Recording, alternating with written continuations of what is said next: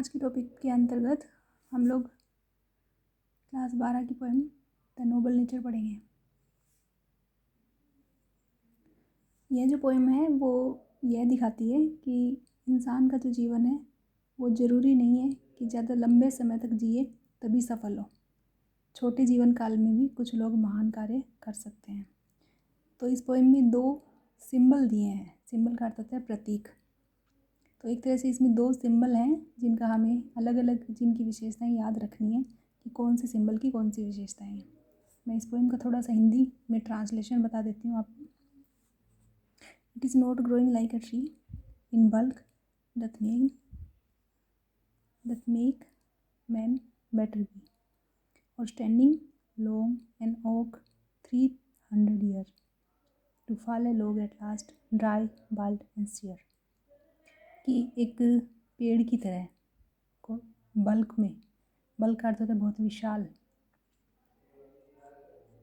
Standing long an oak tree, जिस तरह से एक ओक का पेड़ है जो कि बहुत लंबे समय तक जीवित रहता है। 300 ईयर, ये इसकी जीवन काल की अवधि बताई है इसकी। तो जिस तरह से एक ओक ट्री 300 ईयर्स तक जीवित रहता है और अंत में एकदम सूखा, ड्राई का अर्थ होता है सूखा, बाल्ड का अर्थ वैसे होता है गंजा, और यहाँ पे पेड़ के संदर्भ में बिना पत्तियों का। तो बिना पत्तियों के और एकदम मुरझाए हुए से अवस्था में जिस तरह से वो 300 साल जीने के बावजूद ऐसे एक लॉग यानी सूखे हुए लकड़ी के उस लट्ठे के समान वो गिर जाता है। तो मनुष्य का जीवन इस तरह का नहीं होना चाहिए जो कि काफ़ी लंबा तो हो लेकिन वो किसी के काम ना आए। अब ये फर्स्ट स्टेंजा में इसने ओक ट्री की विशेषताएं बताई है। दूसरा जो स्टेंजा है इसमें ये लिली, ये एक फ्लावर का नाम है, फूल का नाम है। लिली की विशेषताएं बता रहा है। A lily of a day, lily का जो फूल है वो सिर्फ एक दिन के लिए खिलता है। इज़ फेयर फार इन मे, जो कि मई के महीने में खिलता है। ये सब इनकी विशेषताएं हैं, तो आप इन सबको अलग अलग ध्यान ऐसे याद रख लीजिएगा। Although it fall and die that night, यह उसी समय मतलब उस दिन खिलता है और रात को मुरझा जाता है। It was the plant the flower of light, इसको थोड़ा अंडरलाइन कर लीजिएगा अलग से कि यह जो प्लांट है या यह जो फूल है एक तरह से प्रकाश का फूल, फ्लावर ऑफ लाइट के नाम से भी जाना जाता है। क्यों? क्योंकि यह देखने वाले को प्रसन्न करता है।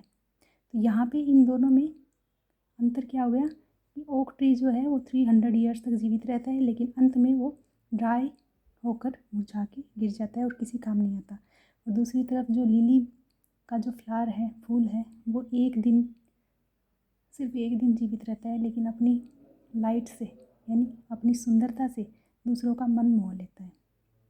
अब नीचे वाली इन 2 लाइन्स में इसमें कहा गया है कि इन स्मॉल प्रोपोर्शंस यानी छोटे छोटे भाग में वी जस्ट ब्यूटी सी, हम छोटे छोटे भाग में ऐसी सुंदरता देख सकते हैं। मनुष्य के जीवन में जो छोटे छोटे पल हैं उनको हम सुंदर बना सकते हैं।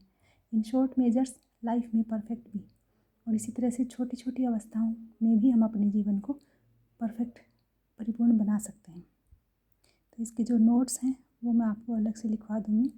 अभी आप इस पोएम को 1-2 बार पढ़ें और इसके जो मीनिंग्स है वो यहाँ पे लिखे हुए हैं, और थोड़ा सा अबाउट द पोएम इसको भी थोड़ा सा पढ़ लें ताकि आपको ये कॉन्सेप्ट क्लियर हो जाए।